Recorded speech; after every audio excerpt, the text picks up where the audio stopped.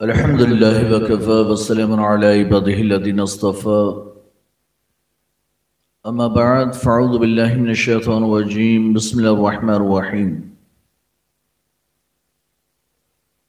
अला इन्न औलियाअल्लाहि ला खौफ़ुन अलैहिम व ला हुम यहज़नून सदक़ल्लाहुल अलिय्युल अज़ीम व बल्लगना रसूलुहुन नबिय्युल अमीनुल करीम व नहनु अला ज़ालिका लमिनश शाहिदीन व शाकिरीन वल्हम्दुलिल्लाहि रब्बिल आलमीन। कुछ अर्ज़ मारूफ़ से क़ब्ल आइए हम आप मिलकर इंतहाई एहतराम व अक़ीदत के साथ अपने और सारी कायनात के मरकज़ अक़ीदत गुंबद खज़रा में आराम फरमाने वाले आका अरवाहना फ़िदा जनाब मुहम्मद रसूलुल्लाह सल्लल्लाहु अलैहि वसल्लम की बारगाह बेकस पनाह में झुम झुम कर दुरूद पाक का हदियांश को बाज़ बुलंद पढ़ अल्लाहुम्मा सल्लि अला सय्यिदिना मौलाना मुहम्मद बिल जुद वल करम व आलिहिल किराम मुबारक व सल्लम सलातु व सलाम अलैका या रसूलल्लाह सल्लल्लाहु अलैहि वसल्लम। अज़ान मिल्लत इस्लामिया स्टेज पर रौनक अफरोज उलमा, आपने ये खूबसूरत से महफिल सजाई जो मंसूब है हज़रत सैयद शाह बदियुद्दीन जिंदा मदार रहमतुल्लाहि तआला अलैह की बारगाह में खराज अक़ीदत पेश करने के लिए। आपकी ज़ात गिरामी पूरे आलम इस्लाम में मशहूर व मारूफ है। अल्लाह तबारक व तआला ने बहुत सी नेमतों से आपको नवाजा और वो नेमतें हमारी वाली नेमतें नहीं, वो खास नेमत। हमें जो नेमतें मिलती हैं वो मालो दौलत, औलाद, मकान, गाड़ी, बंगला, दुकान, ये नेमत वो हैं जो हमें मिलती है। ये अल्लाह वाले हैं, इन्हें खास नेमतें मिलती हैं।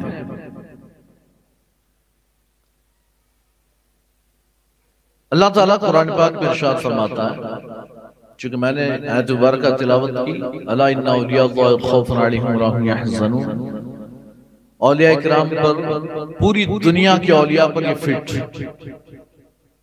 लेकिन ये तो उनका इनाम है, ये तो उनका इनाम है कि सुन लो, हमें खबरदार किया जाए, तुम सुनो। जो अल्लाह के दोस्त हैं न उन पर कोई खौफ न गम, ये उनका इनाम, ये उनकी शान। लेकिन अल्लाह ने इन औलिया के साथ हमारा क्या मामला होना चाहिए, अल्लाह ने दूसरे मकाम पर इरशाद फरमाया, या अय्युहल्लज़ीना आमनू इत्तक़ुल्लाह, ऐ ईमान वालो अल्लाह से डरो। वो तो डर चुके तो उनको इनाम मिल गया, अब तुम्हारा काम, अब तुम्हारी बारी। इत्तक़ुल्लाह, अल्लाह से डरो, वकूनू मअस सादिकीन, और सच्चों के साथ हो जाओ। वो तो डरे तो ऐसा डरे कि इनके डर जैसा कोई डर नहीं, इनके खौफ जैसा कोई खौफ नहीं। और जब ये डरे तो अल्लाह ने इनको इनाम दे दिया, लेकिन सुबह क़यामत तक जितने हमारे तुम्हारे जैसे पैदा होंगे, अल्लाह ने फरमाया कि तुम भी डरो। उन जैसा न डर सको तो थोड़ा तो डर, उन जैसा न डर सके तो थोड़ा तो डर। थोड़ा सा डर हो, थोड़ा सा साथ हो, मंजिल मिल जाएगी। थोड़ा सा डर, थोड़ा सा साथ, अल्लाह मकाम और मंजिल तक पहुंचा देगा। अब ये अल्लाह ने वकूनू मअस सादिकीन, वहां तो सिर्फ तक़वे में बात चल गई, हालांकि उन्होंने भी मईयत इख्तियार की है। और आप सबसे पहली मईयत देखें अगर इस उम्मत मुस्तफा में, तो सिद्दीक़ अकबर ने अपने महबूब की मईयत इख्तियार की। सिद्दीक अकबर अपने हुजूर के साथ, अपने महबूब के साथ रहे, आपकी मईयत इख्तियार की, तो अल्लाह ने आपको सिद्दीक का मर्तबा दे दिया, आपको सिद्दीक बना दिया। उमर आए, मईयत इख्तियार की तो फारूक बन गए, उस्मान ने मईयत इख्तियार की तो गनी हो गए, और हते मौलाए कायनात ने, उन्होंने मईयत इख्तियार की तो हैदर कर्रार सारी कायनात के मौला, तमाम वलियों के सरदार बन गए, फातह बाबे खैबर बन गए। ये मईयत रसूल का इनाम था।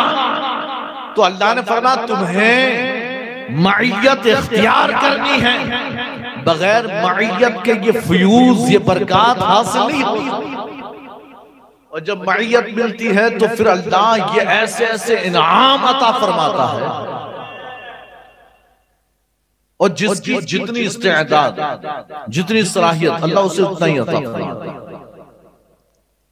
अब देखिए सिद्दीक अकबर रज़ियल्लाहु तआला अन्हु और हज़रत उमर फारूक दोनों ने मईयत इख्तियार की, एक सिद्दीक हुए, एक फारूक हुए, लेकिन दोनों पर असर क्या? सिद्दीक अकबर को हुजूर की नरमी मिली, तो उमर फारूक को हुजूर का गज़ब मिला। हज़रत अबू बकर सिद्दीक तो नमाज भी पढ़ाते हैं ना, तो पीछे मस्जिद में पीछे तक आवाज मुश्किल से पहुंचती, मस्जिद के बाहर सड़क तक भी नहीं पहुंचती, आहिस्ता आवाज में, नरम लहजे। और हज़रत उमर जब वो नमाज पढ़ाएं तो 3-4 मोहल्ले छोड़कर बाजार तक किरत की आवाज पहुंची, इतनी बुलंद आवाज। एक दिन सरकार ने दोनों को बुलाया, दोनों इधर। सिद्दीक अकबर से पूछा है, सिद्दीक तुम नमाज पढ़ाते हो, इतनी पस्त आवाज, आहिस्ता आवाज कि मस्जिद के बाहर नहीं जाती, सड़क तक नहीं सुनाई देती, सिर्फ मस्जिद ही तक। वजह? सिद्दीक अकबर अर्ज़ करते, या रसूलल्लाह मैं सोचता हूँ आस पड़ोस में कोई बूढ़ा शख्स हो, कोई मरीज हो, बीमार हो, कोई बच्चा हो, मेरी आवाज से कहीं उसे तकलीफ न पहुंचे। सरकार फरमाते गुड, सरकार फरमाते सही है, अबू बकर सही है, नियत अच्छी है। हज़रत उमर से पूछा, उमर इतनी जोर जोर से किरत करते हो कि 4 मोहल्ले छोड़कर बाजार तक आवाज पहुंचती, वजह?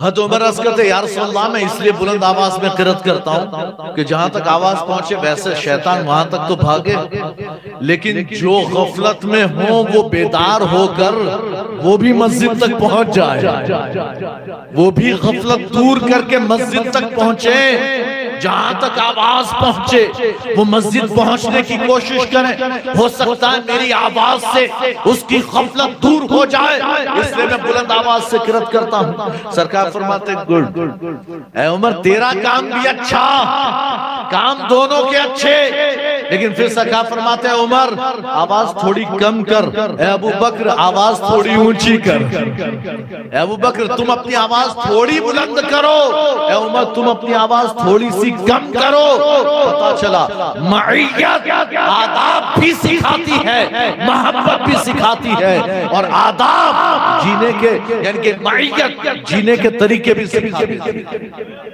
तो ये मईयत जो है वो जिंदगी में बड़ी जरूरी है। अच्छा, फिर ये मईयत 2 तरह की, मईयत 2 तरह की, साथ 2 तरीके से हो सकता है। एक साथ अभी फिलहाल आप जिंदा शामदार के साथ है कि नहीं है? और बाकी ऊना वाले वो नहीं है। बोलो मुंडी हिलाओ, जबान नहीं तो मुंडी तो हिला दो, वो नहीं, आप हो जिंदा शामदार के साथ। मईयत 2 किस्म की, ये साथ 2 तरह का। एक साथ वो है जो अबू बकर, उमर, उस्मान और हैदर ने इख्तियार किया, और एक साथ वो है जो वैसे करनी ने हासिल किया। एक साथ वो जो अबू बकर, उमर, उस्मान और हैदर ने हासिल किया, सहाबा ने हासिल किया, और एक साथ वो भी है जो वैसे करनी को हासिल हुआ। वो कर्न में, यमन के कर्न में रहते हैं, वहां रहकर कभी हुजूर की जियारत न कर सके, कभी हुजूर की जियारत नहीं हुई। सहाबा को पूरी जिंदगी जियारत मिली, उवैस को कभी जियारत न मिली, लेकिन मकाम इतना बुलंदो बाला मिला। आए थे एक मर्तबा इजाजत लेकर, और देखें ये है माँ का, हमारी जिंदगी में माँ का मकाम, और माँ बंदे को कहां तक पहुंचा सकती है ना। मैयत रसूल तो है ही, लेकिन देखें माँ की खिदमत में उवैस को कहां से कहां पहुंचाया। वो उवैस जो बकरियां चराने वाला उवैस था, उनकी माँ की खिदमत ने इतना बुलंद मकाम दिया कि सरकार फरमाते हैं, है उमर, है अली, तुम दोनों सुनो, ये उवैस जो मुझसे मोहब्बत करता है, अपनी माँ की खिदमत की वजह से मुझसे मुलाकात न कर सका, अगर वो मिल जाए तो अपने लिए और मेरी उम्मत के लिए दुआएं मगफिरत करवा। उमर से कह देते, उमर तू करना, उमर से कह देते कि तू कर लेना दुआएं मगफिरत, अली तू करना, उस्मान तू करना। सहाबा से कहते नहीं, सरकार फरमाते मेरा उवैस उससे मुलाकात हो तो उससे कहना कि वो तुम्हारे लिए भी दुआ करे, मेरी उम्मत के लिए भी दुआएं मगफिरत करे। है तो उवैस करनी को ये मकाम माँ की खिदमत के सिले में मिला।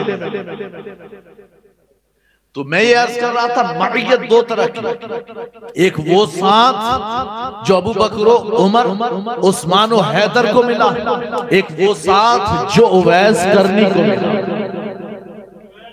अब ये जो साथ है खुलफाए राशिदीन या सहाबा वाला जो साथ है, ये अक्सर औलिया अपने मुरीदीन, अपने खुलफा को अता फरमाते। आपने सुना होगा गौसे आजम रज़ियल्लाहु तआला अन्हु, आप भी अपने पीर और मुर्शिद और अपने उस्ताद की बारगाह में रहे, खिदमत करते रहे। हते ख्वाजा गरीब नवाज अपने पीर और मुर्शिद हते उस्मान हारवनी की बारगाह में हाजिर हुए, बैत हुए तो 20 साल तक खिदमत करते रहे। 20 साल खिदमत, ये तो वो मईयत जो सहाबा को हुजूर से हासिल। लेकिन एक मईयत वो भी है जो हद उवैस करनी को हुजूर से हासिल, हुजूर ने उस मकाम तक पहुंचाया। तो यहां से एक सिलसिला मईयत का शुरू हुआ। एक तो जाहिरी मईयत जो साथ हो, जो हते जिंदा शाह मदार के जमाने में थे, एक उन्हें मईयत हासिल, उन्हें साथ हासिल, उन्होंने डायरेक्ट फैज लिया, आमने सामने फैज लिया डायरेक्ट। लेकिन कुछ वो हैं जो यहां बैठे जिंदा शाह मदार का जमाना न पाया, उनका साथ न मिला, उन्हें देख न सके, लेकिन इस महफिल में आकर जिंदा शाह मदार की सोहबत हासिल की, मईयत हासिल की कि इस महफिल पर जहां उनका जिक्र होगा उनकी निगाहे करम होगी, उनकी निगाहे करम। तो ये जितने बैठे उनसे फैज लेने आए हैं, उनसे फैज लेने आए। तो अब ये जो दो मईयतें चली ना, तो सिलसिले भी दो हुए औलिया के, एक मईयत जाहिरी, एक मईयत बातिनी।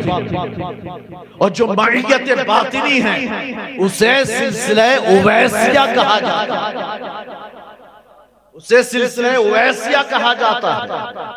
आप मखदूम सिमना से पूछें, मखदूम सिमनानी अशरफ जहांगीर सिमनानी रहमतुल्लाह तआला अलैह, आप उनसे पूछें कि ये मकाम उवैसियत क्या है, तो आप फरमाते मकाम उवैसियत ये है कि शेख फरीदुद्दीन अत्तार, आप लताइफ अशरफी में फरमाते हैं कि शेख फरीदुद्दीन अत्तार फरमाते हैं कि मकाम उवैसियत ये है कि जब दरमियान से सारे वास्ते वसीले हट जाए और हुजूर जिसे डायरेक्ट तरबियत, हुजूर जिन्हें डायरेक्ट तालीम दें, अपने हुजरे में लाकर उन्हें सिखाएं, अपनी नजरे करम उन पर डालें, तो फिर हुजूर उन्हें मकाम उवैसियत पर फाइज करते हैं। और ये मकाम उवैसियत बड़ा ही आला मकाम, बड़ा रोशन और इतना बुलंद व बाला कि कभी कभी किसी की रसाई हो, कभी कभी किसी की रसाई, हर एक की रसाई भी वहां तक नहीं होती। सहाबा के जमाने में सिर्फ उवैस करनी की हुई थी, जिंदा शाह मदार के दौर में सिर्फ जिंदा शाह मदार की हुई, उन्हें मकाम उवैसियत मिला। लेकिन जिंदा शाह मदार करीम इब्ने करीम, सखी इब्ने सखी, है ना, जैसे हुजूर वाह क्या जुदो करम है शहबतहा तेरा, नहीं सुनता ही नहीं मांगने वाला तेरा, और मेरे करीम से अगर कतरा किसी ने मांगा दरिया बहा दिए हैं, दुर्बे बहा दिए हैं। ये दुर्बे बहा में आपको बात बता दूं, आप सुनते तो होंगे, पता है इसका माना क्या है? दरिया बहा दिया तो मानो, लेकिन दुर माने मोती, बेबहा माने कीमती। तो मेरे करीम से किसी ने कतरा मांगा ना, हुजूर एक कतरा, तो हुजूर ने दरिया बहा दिया, और मोती भी दिए तो कीमती रहमत के मोती अता फरमाए। तो उस सखी का बेटा जिंदा शाह मदार सखी इब्ने सखी, करीम इब्ने करीम, मौलाए कायनात ने विलायत आलम में तकसीम फरमाई, तो उनका बेटा वो पीछे रहने वाला नहीं, कहते हैं कि आप विलायत बांटते, मैं मकाम उवैसियत बांटूंगा, सिर्फ मैं लेकर मैं रुक जाऊं, कहते ऐसा नहीं, मैं दूसरों को भी दूंगा, इस मकाम तक दूसरों को पहुंचाऊंगा। तो आपके जमाने में आपके एक मुरीद और खलीफा हजरत महमूद नाम के, उन्होंने कहा हुजूर मुझे भी अता फरमा, मुझे भी अता कर दे। तो कहा आजा आजा।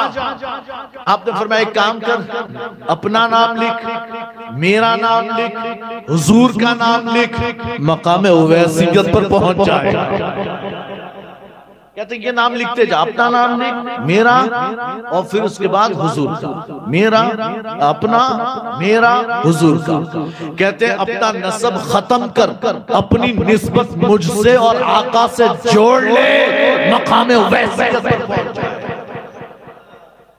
तो ये जिंदा शाह मदार रहमतुल्लाह तआला अलैह, आप मकाम उवैसियत पर फाइज कि मईयत कैसी, उवैस करनी जैसी। हुजूर का जमाना तो नहीं पाया, लेकिन जब बारगाह रिसालत में हाजिर हुए तो आपकी किस्मत जागी, और ऐसी जागी कि सरकार ने फरमाया ए अली विलायत का खिरका पहनाओ, इन्हें तैयार करो। मौलाए कायनात ने सैकल किया। सैकल किसे कहते हैं? सैकल हम छुरी जब कुंद हो जाती है तो तेज धारदार कराते हैं, तो उसको वो व्हील घूम रहा होता है और उसमें हम तेज करते हैं, कभी पत्थर पर घिस कर तेज करते हैं। वैसे ही तलवार भी तेज की जाती है, उसकी धार, वैसे ही विलायत के मकाम की धार तेज की जाती है। तो फिर हज़रत मौला कायनात ने तैयार किया, फिर अल्लाह के रसूल की बारगाह में पेश किया, तो हुजूर ने डायरेक्ट फैज़ अता फरमाया। ये जिंदा शाह मदार की ज़ात। आप जब पैदा हुए, आप सादात घराने से, बहुत सोने बयान किया कि हज़रत अबू हुरैरा के खानदान से हैं और दौसी हैं, लेकिन ज्यादा सही कौल ये, और ज्यादातर किताबों में आप हसनी हुसैनी सैयद हैं, मजमुल बहरैन हसनी हुसैनी सैयद, जैसे गौसे आज़म वैसे जिंदा शाह मदार। आप अपने वालिद की तरफ से हसनी और अपनी वालदा की तरफ से हुसैनी सैयद, तो मजमुल बहरैन है, दोनों तरफ से समझो कि नदियां फैज की बह रही है, और जिंदा शाह मदार ने दोनों फैज हासिल किए। अब आप जब पैदा हुए ना, तो आपकी करामत ये है कि जैसे ही पैदा हुए इतने खूबसूरत हसीन और जमील, ऐसे नूरानी थे कि पूरा कमरा रोशन हो गया, पूरा कमरा रोशन हो गया। ये आपकी करामत है, आपकी पैदाइश की वजह। जब अभी 4 साल की उम्र हुई तो वो एक बुजुर्गों में रिवाज चल रहा था कि 4 साल 4 महीना 10 दिन हो, यानी कि हो तो 4 महीने का, यानी 4 साल 4 महीना 4 दिन। तो फिर किसी उस्ताद के पास बिठाकर बिस्मिल्लाह ख्वान। तो जब आप भी 4 साल के हुए, आपके वालिदैन ने आपको, चूंकि हल्ब में पैदा हुए थे, मुल्क शाम का हल्ब शहर हल्ब में आपकी पैदाइश, तो आपको एक उस्ताद के पास तालीम के लिए बिठाया गया। नाम था हजरत हुज़ैफा शामी रहमतुल्लाह तआला अलैह। उनकी बारगाह में आपको बिठाया गया। आपने वहां इल्म हासिल किया। और कैसा इल्म हासिल किया? अल्लाहु अकबर। इस जमाने में क्या 1000 साल में भी तलाश करोगे तो कोई नहीं मिलेगा, 1000 साल में भी नहीं मिलेगा। कि कुरान के हाफिज तो बहुत मिलेंगे, लेकिन जो आसमानी चारों किताब का हाफिज हो वो तन्हा जिंदा शामदार है। कुरान के हाफिज तो वो तो हैं ही, लेकिन तौरेत इंजील ज़बूर के भी हाफिज हैं। ऐसी चारों किताबें हिफ्ज़ कर, और उलूम अक़लिया नक़लिया इस्लामी जितने उलूम हैं वो हासिल किए। कहते 14 साल की उम्र थी, सारे उलूम अक़लिया नक़लिया सब हासिल कर दिए। 14 साल की उम्र में तो सारे उलूम पर महारत तामा हासिल हो गई। और मखदूम सिमना हज़रत मखदूम अशरफ जहांगीर सिमनानी रहमतुल्लाह तआला अलैह, आप फरमाते हैं लताइफ अशरफी में, आप फरमाते हैं कि आपको अजीब व गरीब उलूम हासिल थे, ऐसे ऐसे कि अब तो दुनिया में रहे नहीं। ये हमारे जमाने की बात नहीं, ये मखदूम सिमना के जमाने की बात। उनके जमाने में नहीं रहे ऐसे उलूम। कहते कैसे? कहते इल्म कीमिया, सीमिया, रीमिया, हीमिया, इल्म कीमिया, इल्म रीमिया, इल्म सीमिया, इल्म हीमिया। कहते ये सारे उलूम अजीबो गरीब उलूम जो जिंदा शामदार को हासिल थे, आपको हासिल थे। और ये किसी से सीख कर हासिल नहीं, ये डायरेक्ट फैज वाले हैं, ये डायरेक्ट फैज वाले उलूम जो हज़रत जिंदा शामदार को हासिल थे। अब जब 14 साल में आप जालिम फाजिल मुफ्ती सब कुछ हो गए, तो फिर सोचा कि अब क्या करना है? तो कहते हैं कि हाँ, अब अंदर की सफाई पर काम करना है, अब दिल की तरफ तवज्जो दी जाए। जाहिर तो संवर गया, अब इल्म बातिन की तरफ तो दिल में शौक पैदा हुआ कि कहीं तो चला जाए। तो रवाना हुए कि चले हज के लिए जाते हैं। तो शहर मक्का की तरफ चले, हज की नीयत से, हल्ब से, मुल्क शाम से चले थे मक्का की तरफ। एक रात सोए तो ख्वाब में हुजूर का दीदार हुआ। हुजूर ने फरमाया, ए बदी चल इधर चल। नाम था अहमद, बदियुद्दीन अहमद। क्या अहमद चल इधर, मुल्क शाम में बैतुल मुक़द्दस में तेरा कोई इंतजार कर रहा है। तो वहां से पलटे मुल्क शाम की तरफ, यानी मक्का जाते हुए मुल्क शाम चले गए। और मुल्क शाम बैतुल मुक़द्दस पहुंचे तो वहां सारे खजाने लिए बायजीद बुस्तामी इंतजार फरमा रहे। बायजीद बुस्तामी ने आपको देखा, इस्तकबाल किया, आपके सारे खजाने जो सीने में भरे थे अता फरमा दिए, और आपको बैत और खिलाफत दी, यानी बैत भी किया, मुरीद बनाया, खिलाफत भी दी, अपने सारे सिलसिले अवराद और वसाइफ सबकी इजाजत भी अता फरमाई। आप अपने पीरो मुर्शिद की बारगाह में रहे कुछ अरसा, फिर वहां से रवाना हुए हरमैन की हाजिरी के लिए, हज किया। तो हज करने के बाद वहीं पर क़याम किया। कुछ अरसा वहां इबादत करते रहे, अपने दिल को साफ करते रहे, है ना। दिल में अल्लाह को लाना हो तो सारी चीजों से पहले दिल खाली करना पड़ता है। दुनियावी सारी चीजों से दिल को खाली कर दो तो अल्लाह मोमिन के दिल को अपना घर बना लेता है। और फिर जब ये मकाम हासिल होता है तो फिर बंदा वो मकाम फर्दियत पर पहुंच जाता है। वो मकाम फर्दियत भी मैं आपको बाद में बताता हूँ, पहले हम यहाँ अपनी बात करें। तो अब आपने हज किया, फिर रोज़े रसूल पर हाजिरी दी, फिर आप वापस पलटे, आप अपने शहर हल्ब गए, वहां से फिर सफर किया। आपको हुक्म हुआ कि पहुंचे हिंदुस्तान जाए, वहां आपका काम। तो हिंदुस्तान में सबसे पहले जो पहली मर्तबा हिंदुस्तान आए तो खंबात की खाड़ी। जब खंबात आए वहां से फिर गुजरात के रास्ते होते हुए ये सारा रास्ता तय करते हुए आप पहुंचे हैं अजमेर, और फिर अजमेर से आप रवाना हुए। यानी कि हर जगह चलते चलते फिर आपका शौक हुआ हज करना है, अल्लाह की याद आ रही है, तो फिर पहुंच गए हरमैन शरीफ। हज किया आपने, जिंदगी में 4 हज किए।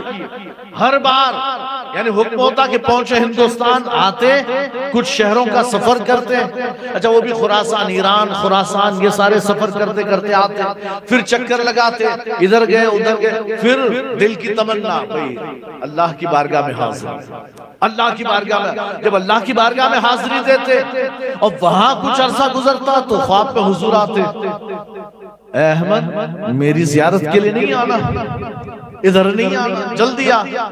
तो कहते हैं कि अब उधर का रुख करते, जब मदीने मुनव्वरा हाजिरी देते, बड़े अदब के साथ हाजिरी देते, और हाजिरी देते कुछ अय्याम गुजरते, फिर हुजूर ख्वाब में आते, अहमद तेरा ठिकाना हिंदुस्तान। अब ये 3 मरतबा तो भेजा था, चौथी मरतबा पहुंचे ना, चौथी मरतबा में सरकार ने फरमाया अब तो ठिकाना दे दिया। पहले तो ये घूम फिर रहे थे, चौथी मरतबा में मकान दे दिया कि तुम जाओ और वहां कन्नौज नाम का शहर, उसके जुनूब यानी कि दक्षिण की तरफ वहां एक नदी बहती है जिससे या अजीज की आवाज आती है। उसी के करीब तुम्हारा मकाम भी है, वही मदफन भी है। तो फिर आप वापस निकले, अब फिर वो चक्कर लगाते हुए पहुंचे अजमेर, अजमेर से कालपी से जौनपुर में भी मुलाकात हुई है ना। एक शख्सियत थे शहाबुद्दीन दौलताबाद, और उनसे थोड़ी सी पहले तो यानी कि आपस में थोड़ी सी रंजिश हो गई, लेकिन बाद में दोनों में वो समझ गए कि ये किस मकाम पर है, तो फिर उन्होंने माफी तलाफी कर ली, तो फिर आपको भी अपनी खिलाफत अता फरमाई। इसी तरह से एक सिराजुद्दीन सोख्ता अलैहिर्रहमा, आपका नाम बड़ा मशहूर है, जिंदा शाह मदार के साथ जब भी तज़किरा हो तो सिराजुद्दीन सोख्ता।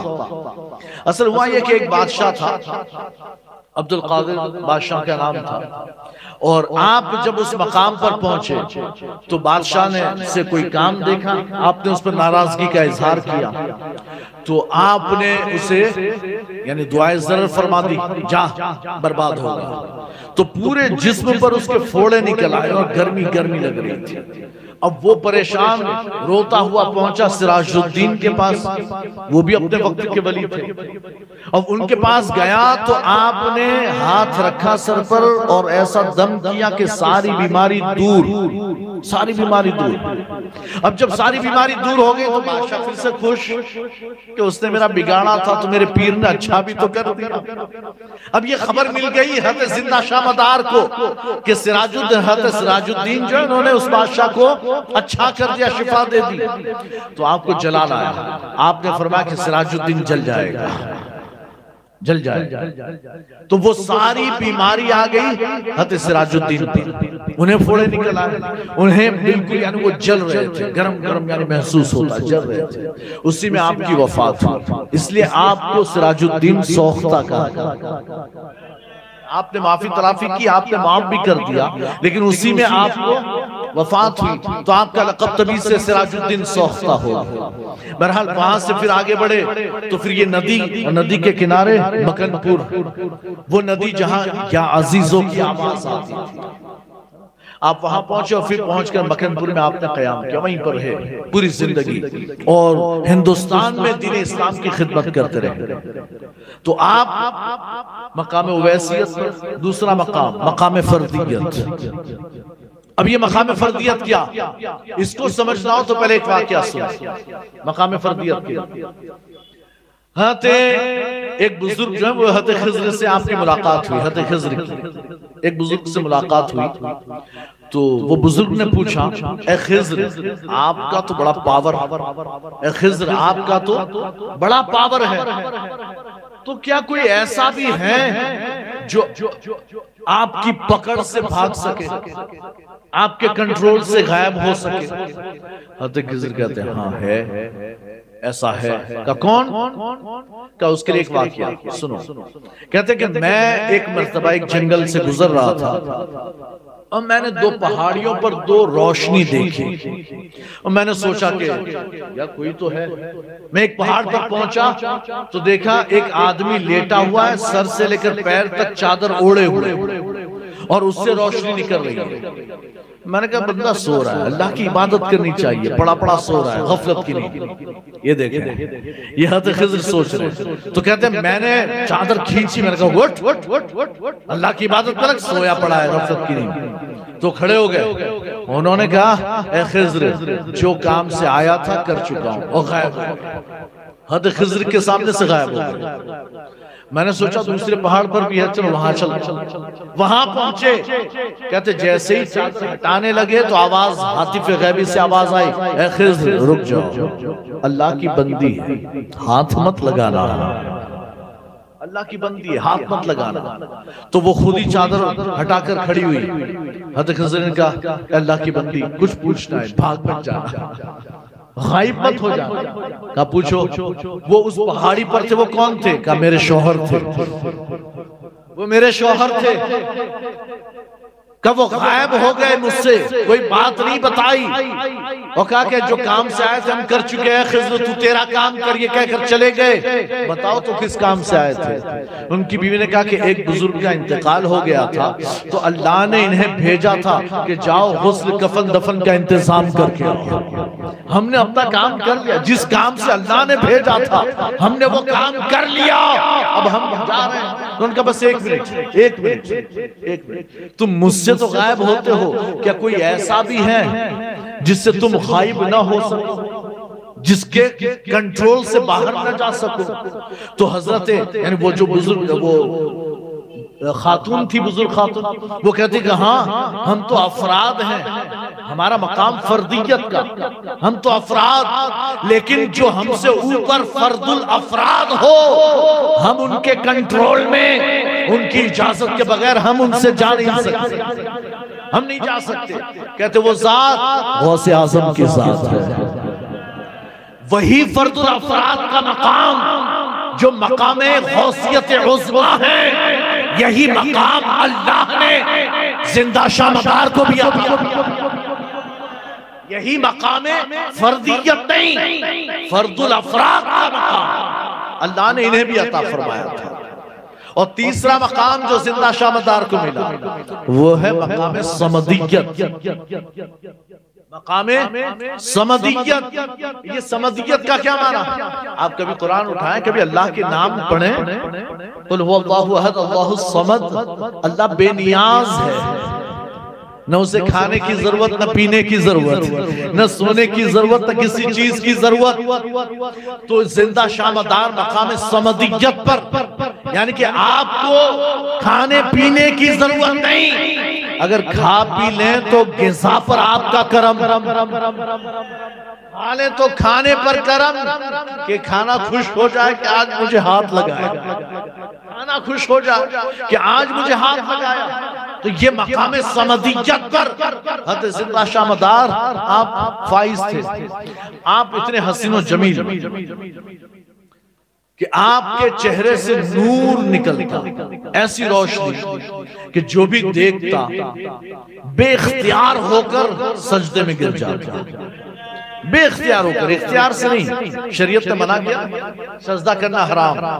अगली उम्मतों में था, आप कुरान में देखेंगे तो हज़रत आदम को तमाम फरिश्तों ने सजदा किया, हज़रत यूसुफ को उनके भाइयों ने सजदा किया, ये था अगली उम्मत में।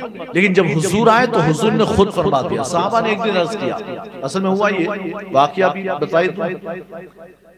अल्लाह के रसूल सल्लल्लाहु अलैहि वसल्लम की बारगाह में एक सहाबी आए, अर्ज किया, शिकायत की, या रसूल अल्लाह एक ऊंट पागल हो गया, एक ऊंट पागल काटने को दौड़ता है, ये बाग के अंदर बंद। सरकार ने काटो, मुझे जान दो।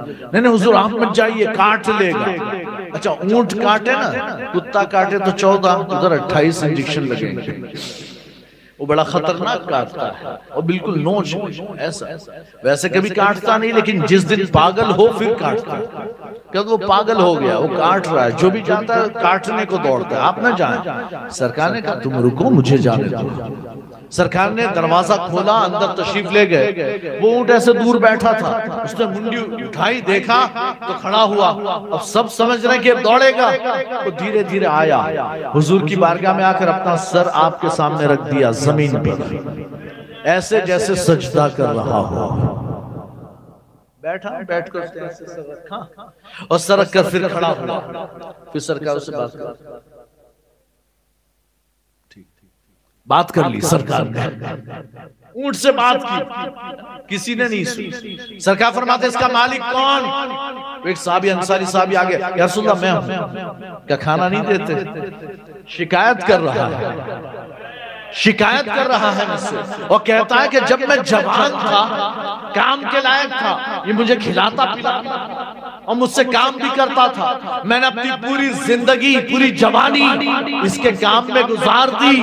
अब जब मैं बूढ़ा हो गया, मैं उतना काम तो अब भी करता, लेकिन उतना काम नहीं कर सकता जितना पहले करता था। तो इसने खाना भी कम कर दिया है, ये बराबर पेट भर खिलाता भी नहीं। कहते इसलिए मैंने सोचा कि अब इसको काटू, ये काम पर ले कैसे जाए, इसको काटना शुरू करता हूं ताकि ये मुझे काम ही न करवाए। तो सरकार ने फरमाया अपने जानवरों के साथ रहम का सलूक करो, रहम का सलूक करो। अब जब सहाबा ने देखा कि ऊंट ने सजदा किया, तो सहाबा कहते या रसूल अल्लाह, क्या हम आपको सजदा न करें? वो जानवर होकर आपको सजदा करते हैं, तो हम तो इंसान, और इंसान भी आपके उम्मती, तो हमें हक, हम आपको सजदा ना करें। सरकार फरमाते हैं कि सजदा अगली उम्मतों में जायज था, लेकिन मेरी उम्मत में हराम, मैं इसे जायज नहीं करार देता। अगर मैं किसी के लिए सजदे का हुक्म देता, तो मैं औरतों को हुक्म देता कि वो अपने शौहरों को सजदा करें। लेकिन सुन लो, मेरी शरीयत में सजदा हराम। तो हुजूर आए, सजदे ताज़ीमी गया। सजदे बात, ये बहुत से बेवकूफ होते हैं ना, जो सिर्फ यानी कि हम झुके, यानी कि हम तो नहीं है, हम तो सजदा नहीं करते। लेकिन कुछ होते हैं जो जानते नहीं है, शरीयत नहीं जानते, वो मज़ारों के सामने सजदा भी कर लेते हैं। तो लोग कुछ ऐसे होते हैं, ये कब्र की पूजा करने वाले, ये मुशरिक कहते हैं कि नहीं, हमें ताना ना, ये मुशरिक, ये कब्र की पूजा करने वाले। अल्लाह की कसम, वो जाहिल होगा, वो जानता नहीं होगा कि आदाब क्या, शरीयत क्या, हुक्म क्या, उसे नहीं पता। लेकिन अगर मोमिन होगा तो कभी वो खुदा ना समझेगा। मोमिन होगा तो वो कभी खुदा समझकर सजदा नहीं करेगा। वो इतना तो जानता होगा कि नमाज में मैं जो सजदा करता हूँ और मजार पर जो सजदा करता हूँ, दोनों अलग। ये इबादत का नहीं, ये तो अपनी अकीदत का सजदा है, ये तो मोहब्बत का सजदा, ये तो ताज़ीम का सजदा। वो इतना तो जानता है, कितना भी बड़ा जाहिल हो, वो इबादत का सजदा समझकर तो नहीं झुकता। तो ये हक ही नहीं बनता कि कोई किसी को कहे कि कब्र की पूजा या शिर्क ना, वो कर रहा है तो हराम काम। मैं कहता हूं हराम, हमारी शरीयत कहती है हराम, हमारे उलमा कहते हैं हराम, साहबा ने कहा हराम, मेरे आका ने फरमाया हराम। सबने हराम तो कहा, शिर्क किसी ने नहीं कहा, शिर्क किसी ने नहीं कहा कि वो सजदा। हाँ, अगर कोई बंदा आता है और समझता है यही मेरा खुदा, मैं इसी को इबादत करता हूँ, सजदा कर रहा हूँ, तो शिर्क होगा। लेकिन मोमिन ऐसा हो ही नहीं सकता। हाँ, गैर मुस्लिम आकर वो इबादत, तो वो उधर भी झुकते थे, इधर भी झुकते, क्या फर्क पड़ा? उनके लिए तो दोनों बराबर, उधर तो दोनों बराबर, लेकिन यहाँ दोनों बराबर नहीं। यहाँ इबादत का सजदा सिर्फ रब के लिए, और ये मोहब्बत का सजदा जो हराम। लेकिन किसी ने कर लिया तो न वो पूजा होगी न शिर्क होगा, हराम काम है, गुनाह होगा, गुनाह होगा, है ना। तो बहरहाल, तो अर्ज क्या कि रसूल हम न करें, हराम है। तो ये अल्लाह के रसूल सल्लल्लाहु अलैहि वसल्लम ने ये सजदे हराम, ताज़ीमी जो ना हराम कर दिया, हमारी इस उम्मत में नहीं। हज़रत जिंदा शामदार को जो देख लेता एक मरतबा चेहरे पर नजर पड़ती वो बेइख्तियार हो जाता और फौरन सजदे में गिर जाता। तो आप नकाब करने लगे ताकि दिखे ही नहीं। और ये नकाब आपसे पहले एक और जात ने किया, जानते कौन? हजरत मूसा कलीमुल्लाह ने नकाब किया लोगों से। क्यों किया? हज़रत मूसा कलीमुल्लाह जब कोहे तूर पर कलाम करने आते जाते थे, एक दिन जिद पर आ गए, अल्लाह अरीनी, अल्लाह तू मुझे दिखा, अल्लाह मैं तुझे देखना चाहता हूँ, अल्लाह मैं तुझे देखना चाहता हूँ। अल्लाह ने फरमाया लन तरानी, मूसा तू मुझे हरगिज नहीं देख सकता। मूसा रहने दे, तू नहीं देख सकता, नहीं हरगिज नहीं देख सकता। हज़रत मूसा ने कहा लेकिन देखना, अरे नहीं या रब्बी अरी। तो अल्लाह ने फरमाया ठीक है एक काम कर, अगर इतनी देखना ही है तो एक काम कर, मूसा तू कोहे तूर को देख, इधर ऐसे नहीं देख। आप अगर दोपहर के 12 बजे सूरज को यूं देखोगे तो क्या होगा?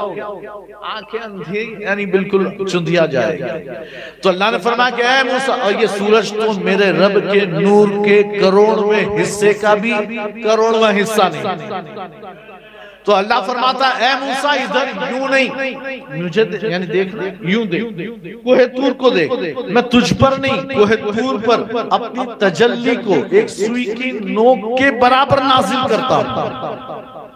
अगर तू ठहर गया तो देख लेना, अगर तू रुक गया तो मेरे जलवे तुझे कोहे तूर में नजर आएगा। देख इधर, तो वो देख रहे हैं तो मूसा ऐसे खड़े हैं, कोहे तूर को देख रहे। अल्लाह ने एक जरा सी तजल्ली, वो भी कितनी, सुई के नोक के बराबर, इतनी तजल्ली नाजिल फरमाई कोहे तूर पर।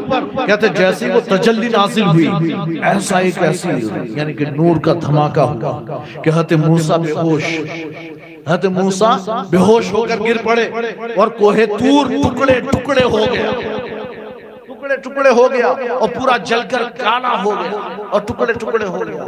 जब हज़रत मूसा को होश आया तो देखा कि भाई ये एक झलक का आलम ये है, तो रब का दीदार मेरे बस की बात नहीं, लेकिन इस तजल्ली को देखने का नतीजा ये हुआ कि आपके चेहरे और आंखों से ऐसा नूर निकलता कि जो भी आपको ऐसे देखता अंधा हो जाता, जो भी देखता अंधा, जैसे आंख गई फूट जाती, आंखें फूट जाती, अंधा हो जाता। तो हज़रत मूसा ने एक दो की फूटी, अंधे हुए। तो हज़रत मूसा ने देखा कि मेरा चेहरा बड़ा रोशन, तो आपने ये काम किया कि आपने भी नकाब लगा दिया, नकाब लगा दिया। अब आए, बीवी ने कहा हाँ? कौन? मैं तेरा शोहर मूसा, तेरा शोहर मूसा। तो क्या नकाब? कहते अब नकाब ही में बेहतर, नकाब ही में भलाई है। उन्होंने कहा हज़रत सफूरा ने कि लेकिन आप चेहरा तो खोलो भाई, मुझे देखना है। नहीं बात, फिर उन्होंने बताया कि ऐसा ऐसा मामला हुआ, ऐसा हुआ, और अब जो भी मुझे देखता है उसकी आंख अंधी हो जाती है। हज़रत सफूरा कहती मैं डायरेक्ट तो नहीं, जैसे आप डायरेक्ट नहीं वैसे मैं डायरेक्ट नहीं, आप नबी होकर नहीं तो मैं तो आपकी बीवी, मैं कैसे देख सकती। लेकिन जैसे आपने कोहे तूर में नजारा किया, क्यों ना मैं आपकी आंखों में नजारा करूं।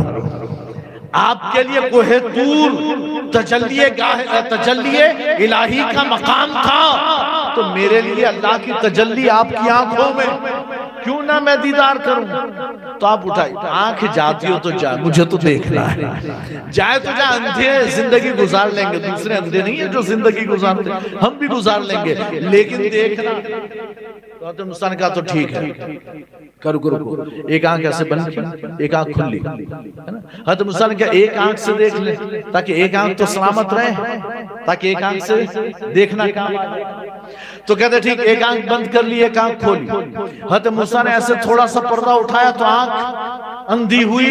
तो इनकी बीवी इतनी होशियार, दो सलामत क्यों रखनी, एक भी क्यों रह जाए। कहते उन्होंने ये बंद की, ये खोल दी तो ये अंधी हो गई, तो इसको बंद करके ये खोल दी तो ये अंधी, तो फिर बंद करके खोल। ये जितनी बार खोलती बंद करती जाती, एक आंख अंधी होकर बंद करती तो अच्छी हो जाती, दूसरी अंधी होती उसे बंद करती, ये खोलती ये अंधी होती तो ये अच्छी हो जाती। वो खोल बंद करती गई, अल्लाह के जलवों का हज़रत मूसा की निगाहों में दीदार कर दी। मैं के बताने चाहता कि हज़रत मूसा अलैहिस्सलाम ने एक वो तजल्ली जो कोहे दूर पर नाज़िल हुई, उसे देखा तो आपके चेहरे पर ये नूर, तो ये नूर मुस्तफा को देख जिंदा शाह नूर मुस्तफा की तजल्लियात आपके चेहरे में ऐसी रोशन और मुनव्वर थी कि जो भी आपका चेहरा देखता बेताब होकर, अंधा तो नहीं होता, बेताब होकर उस सजदे में गिर जाता। अब इसमें भी एक पॉइंट, बस आखिरी बात बताऊं, इसमें भी एक पॉइंट है। उधर हज़रत मूसा की इतनी तजल्ली के देखो तो आंख फूट जाए, अंधे हो जाए, और ये ऐसा नूर कि दिल मचल जाए, सजदे में गिर जाए।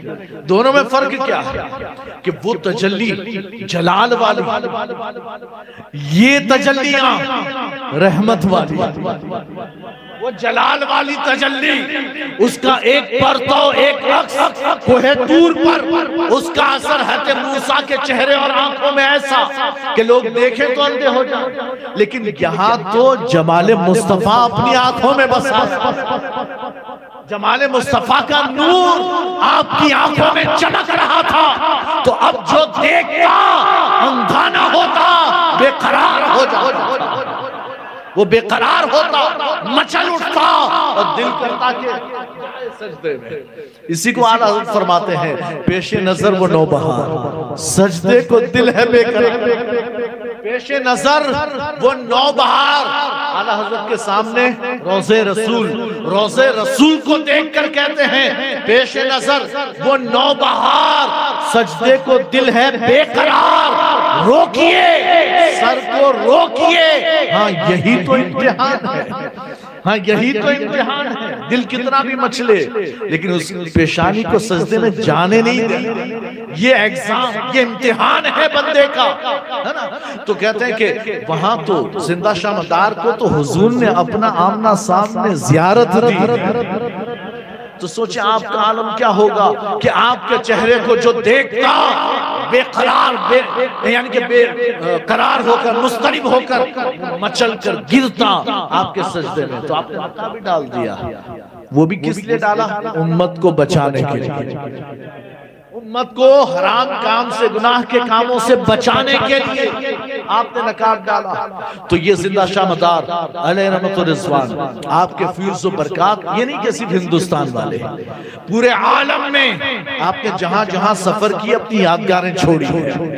ये और बात है कि कहीं किसी नाम से, कहीं किसी नाम से, है ना। कुछ इलाके ऐसे भी है मुल्क शाम वगैरह में जहां तैफूर के नाम से मशहूर है, हालांकि बायज़ीद बुस्तामी का नाम तैफूर शामी, उनका नाम लक़ब कुन्या जो ना अबू यजीद बुस्तामी, लेकिन नाम था तैफूर शामी। और ये हज़रत जिंदा शामदार नाम अहमद, लक़ब बदीउद्दीन। अच्छा इस नाम पर भी देख ले, बदीउद्दीन, बदी का माना क्या? बदी का माना आता है नई ईजाद करने वाला, बदी का माना नई ईजाद। दो चीजें, एक तो ये है मिसाल के तौर पर एक कंपनी वो जिसने सबसे पहला फोन बनाया, फॉर एग्जाम्पल हमको नहीं पता किसने बनाया होगा, लेकिन मान लो कि मोटोरोला ने बनाया। उसके एक पीस आते थे इतने मोटे, इतने लंबे से, और यहाँ एंटेना ऐसा थोड़ा सा निकला हुआ होता था, और थोड़ा नेटवर्क कम हो तो एंटेना खोल दो। मोटोरोला का ऐसा मोबाइल पहले निकला था, मेरे वालिद ने इस्तेमाल किया, मैंने देखा। हो सकता है उससे पहले भी कोई मोबाइल इस तरह का निकला हो, नहीं पता। बहरहाल हम मान लेते हैं कि मोटोरोला ने निकाला या नोकिया ने निकाला। तो उसने जब पहली मर्तबा मोबाइल लॉन्च किया होगा ना, तो अब तक तो वायर वाला सिस्टम था कि वायर वाला फोन, या वायर के साथ कनेक्ट फोन हो और कॉर्डलेस हाथ में लेकर घूम सकते हैं, लेकिन उसकी रेंज है यहाँ तक, इतने एरिया तक। लेकिन ये तो वो निकला कि वायर फायर की जरूरत ही नहीं, सिम इसी में डालो, डायरेक्ट कनेक्ट। डायरेक्ट कनेक्ट हो जाओ, ये पहली मर्तबा। तो अब जब उसने बनाया, फिर उसको देख देख कर लोगों ने बनाना शुरू किया। तो फिर नोकिया, सैमसंग, ये वो सारे आगे मार्केट में, ये भी बना रहा। अच्छा, फिर आईफोन ने जो फंक्शन बनाए, चाइना वाले ने कॉपी मारी, उसने कॉपी मारी और सेम मॉडल लाकर खड़ा कर दिया कि वो 1.5 लाख का, मैं तुझे 15,000 में ही देता, लेता जा। वो 1.5 लाख का लेने की जरूरत नहीं, सेम मॉडल, बस नाम अलग होगा, चेहरा, खूबसूरती सब सेम है ना। थोड़े फंक्शन थोड़े से डिफरेंट होंगे, है ना, क्वालिटी थोड़ी सी घटिया होगी, लेकिन वो 1.5 लाख, ये 15,000, क्या फर्क पड़ता है, ले ले, है ना। फैशन तो हो जाएगी, देखने वाला देखेगा, लगता है इसके पास आईफोन है 15,000 वाला। तो ये चाइना ने कॉपी की, लेकिन जिसने पहली बार बनाया वो थी इजाद। तो जब अल्लाह ने कुछ ना था ना, कुछ नहीं था, बगैर नमूने के अल्लाह ने सबसे पहले कायनात को पैदा किया। सूरज जैसी कोई चीज थी नहीं, अल्लाह ने अपने इल्म से सूरज को पैदा किया, अल्लाह ने अपने इल्म से चांद पैदा किया, अल्लाह ने जमीन और आसमान, सितारे, ये सारी कायनात, ये सारे जानवर, जमादात, शजर, नबातात, इंसान, जिन्नात, शयातीन, सब अल्लाह ने बनाया। लेकिन उसका मॉडल पहले एक भी मौजूद नहीं। आदम का पहला मॉडल बना तो वो पहला था, उससे पहले उसका कोई नमूना मौजूद नहीं। तो जो पहला मॉडल हो उसको जब वो बनाया जाए तो कहते ये है बदीअ, बेनमूना, फर्स्ट मॉडल, बगैर किसी नमूने के बनाया गया। तो कहते अल्लाह ने हज़रत जिंदा शाह मदार को भी वो शान अता फरमाई जो इनसे पहले किसी को अता नहीं। औलिया में इतनी आला शान अता फरमाई, तो इसलिए आपको बदियुद्दीन कहा जाता है, अहमद, बदियुद्दीन अहमद और जिंदा शाह मदार। ये आप दूसरे ममालिक में भी दिगर नामों से मशहूर, लेकिन है पूरी दुनिया में आपने फैज पहुंचाया, आज भी पहुंचा रहे हैं। अगर कुछ लोग खुराफात में मुब्तला हो गए रहे, लेकिन हम जिंदा शाह मदार से हमेशा फैज़ बरकत हासिल करते हैं। औलिया में ये सिलसिला हुसूल बरकत के लिए जारी है और क़यामत तक चलता है। उससे बरकत हासिल की है ना। आप एक आखिरी बात, सिलसिले बरकातिया रज़विया जो आला हज़रत का सिलसिला है ना, सिलसिले बरकातिया, उसके एक बुजुर्ग हैं। मैं एक और बात, सैयद महमूद, मैंने हज़रत महमूद का बताया, उनके खलीफा, उन्हें मक्का में उवैसियत दिया ना। तो एक इस सिलसिले बरकातिया रज़विया के एक बुजुर्ग, नाम है शाह जमालुद्दीन जमालुल औलिया। जमालुल औलिया का लक़ब है शाह जमालुद्दीन नाम। तो ये शाह जमालुद्दीन जमालुल औलिया, इन्हें भी जिंदा शाह मदार ने मकाम उवैसियत अता फरमाया, उन्हें भी फैज़ दिया। इनका तज़किरा क़ादरिया, मशाइख़ क़ादरिया रज़विया में मौजूद है ना। तो कहने की बात यह कि आपका फैज़ उस जमाने से चला आ रहा है, आज भी है, सुबह क़यामत तक जारी रहेगा। बस शर्त यह है कि हम उनकी मईयत में आ जाएं, हम उनके साए करम में आ जाएं। अल्लाह उनके फैज़ व बरकत से हम सबको माला माल फरमाए। व आखिर दावना अल्हम्दुलिल्लाह रब्बिल आलमीन। अस्सलामु अलैकुम व रहमतुल्लाह।